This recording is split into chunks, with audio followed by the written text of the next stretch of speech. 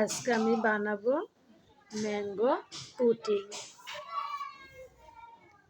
Mango pudding বানাবো দুই রকমের, একটা হচ্ছে দুধ আর একটা হচ্ছে ম্যাঙ্গো।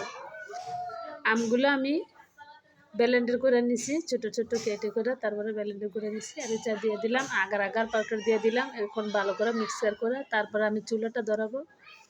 এখন এই যে আমার হয়ে গেছে গা, এখন একটা এই যে বাটির ভিতরে দিয়ে দিলাম আগে আমের মিশ্রণটা দিয়ে দিলাম। এখন আমি ঠান্ডা হইতে দিব, তারপর আমি দুধটা জাল দিয়ে নিব। এখন দিয়ে দিলাম চিনি আর দিয়ে দিব agar agar powder. Agar agar পাউডারটা দিয়ে দিলাম, এখন ভালো করে মিক্সার করে তারপর আমি চুলা ধরাবো। গরম দুধের সাথে যদি মিক্সার করেন তাই কিন্তু দলা পেতে দেব, আপনারা ঠান্ডা দুধের সাথে কিন্তু এটা মিক্সার করবেন। এখন এই যে আমি এখন উপর দিয়ে এটা ঢেলে দিব, গরম দুধটা ঢেলে দিব। আমার ওটা কিন্তু ঠান্ডা হয়ে গেছে গা।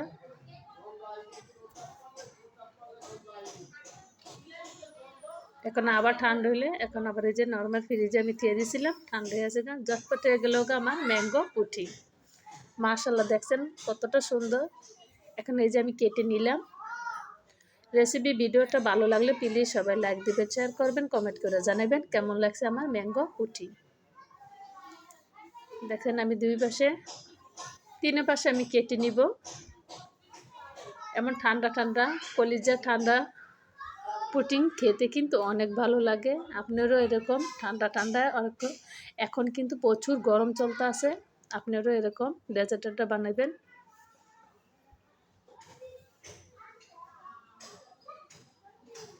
মাশাআল্লাহ, অনেক সুন্দর আর খেতে কিন্তু অনেক ভালো লাগে কলিজা ঠান্ডা ম্যাঙ্গো পুডিং।